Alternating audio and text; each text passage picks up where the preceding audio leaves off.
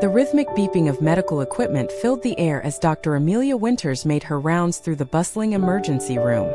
At 52, she was a seasoned trauma surgeon. Her salt and pepper hair and confident stride a testament to years of experience.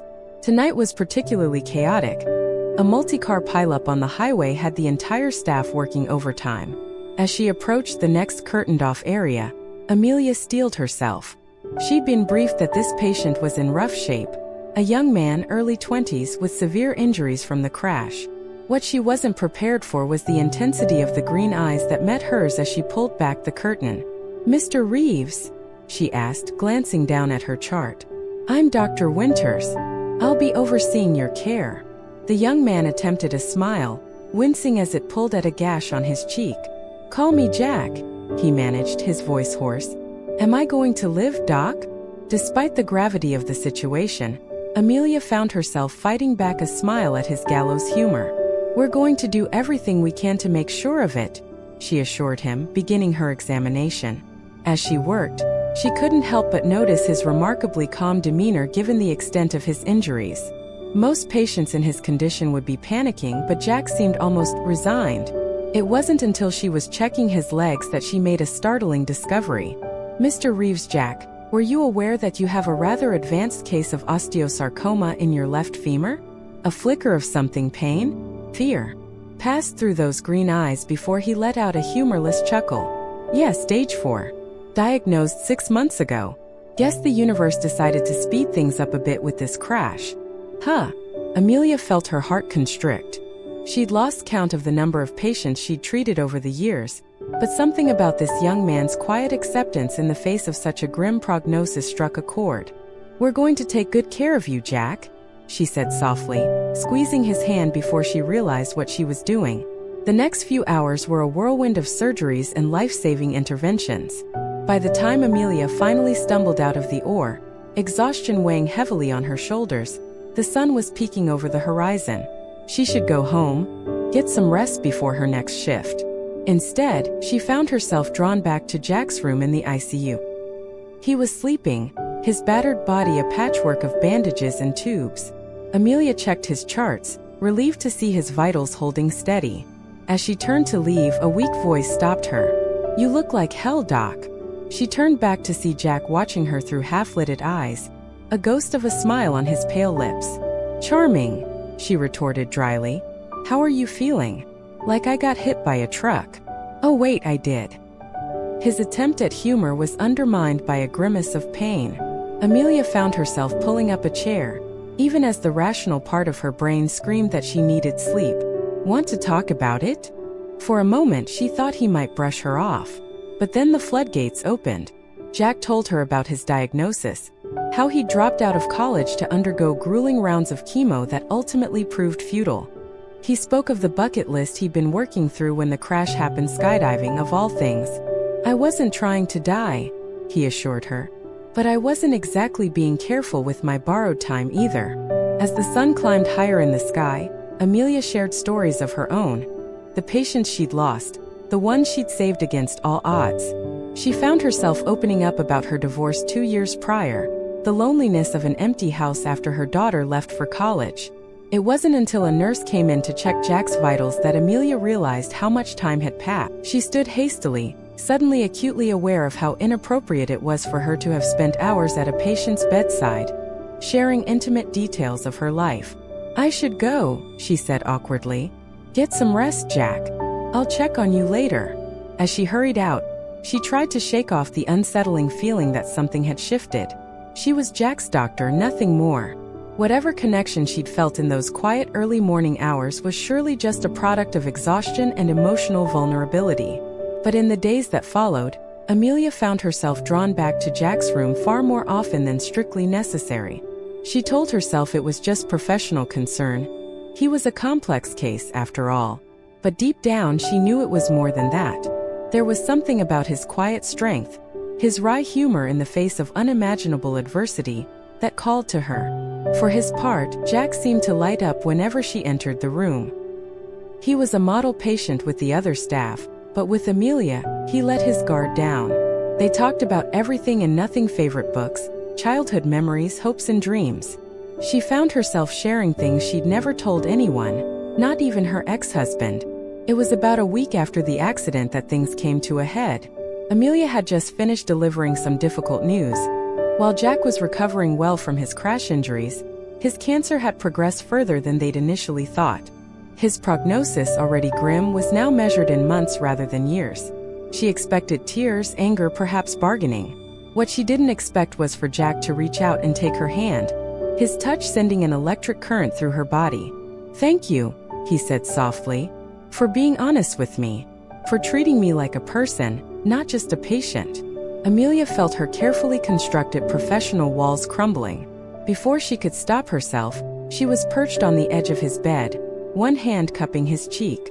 "You are so much more than just a patient, Jack," she whispered. The kiss, when it came, was both inevitable and earth-shattering. It was gentle at first, mindful of Jack's injuries, but quickly deepened into something passionate and desperate. Amelia lost herself in the sensation, all thoughts of propriety forgotten in the face of overwhelming desire.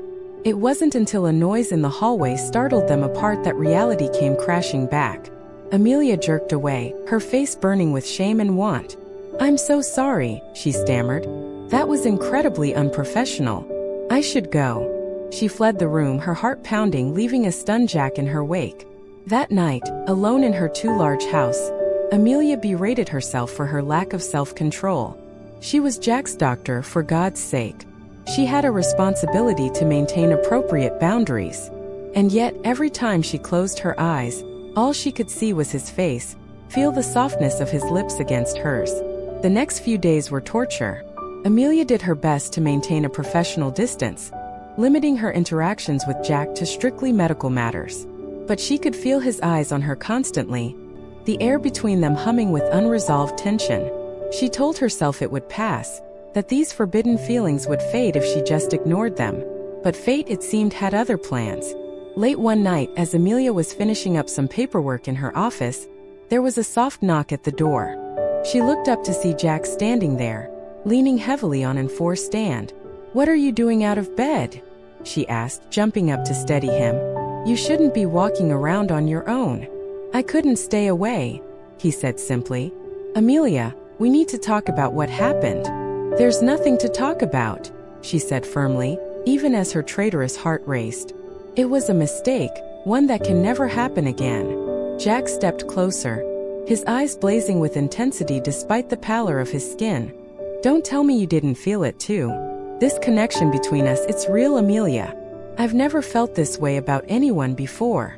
"I'm your doctor," she protested weakly. "It's wrong. And you're dying," he finished for her. "All the more reason to seize whatever happiness we can, don't you think?" Before she could formulate a response, he closed the distance between them, capturing her lips in a searing kiss. This time, Amelia didn't pull away. She melted into him, all her carefully constructed walls crumbling in the face of overwhelming emotion. When they finally broke apart, both breathing heavily, Jack rested his forehead against hers. "I don't have much time left," he said softly, "but I want to spend whatever I have with you. No regrets, no holding back. What do you say, Doc? Want to help me with my bucket list?" Amelia knew she should refuse. It was unethical, unprofessional, and bound to end in heartbreak. But as she looked into Jack's eyes, shining with hope and love, she found herself nodding. "Yes," she whispered. "God help me, yes." The next few months were a whirlwind of stolen moments and bittersweet joy.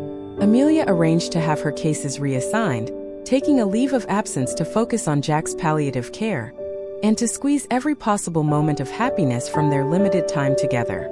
They tackled Jack's bucket list with gusto, skydiving against Amelia's better judgment, a road trip down the Pacific Coast Highway, dancing under the stars in a field of wildflowers. Between adventures, they spent countless hours talking, laughing, and making love with a desperate intensity that left them both breathless. Amelia knew their time was limited, could see Jack growing weaker despite his determination to keep going. But nothing could have prepared her for the depth of emotion she felt.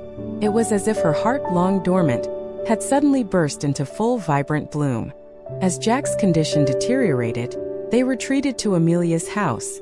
She converted her living room into a makeshift hospital room, determined to keep him comfortable and close. The days blurred together, a haze of medication schedules and tender moments. One evening, as they lay tangled together watching the sunset from the porch swing, Jack turned to her with a bittersweet smile. "I want you to promise me something," he said softly. Amelia's heart clenched, knowing instinctively that the end was near. "Anything," she whispered.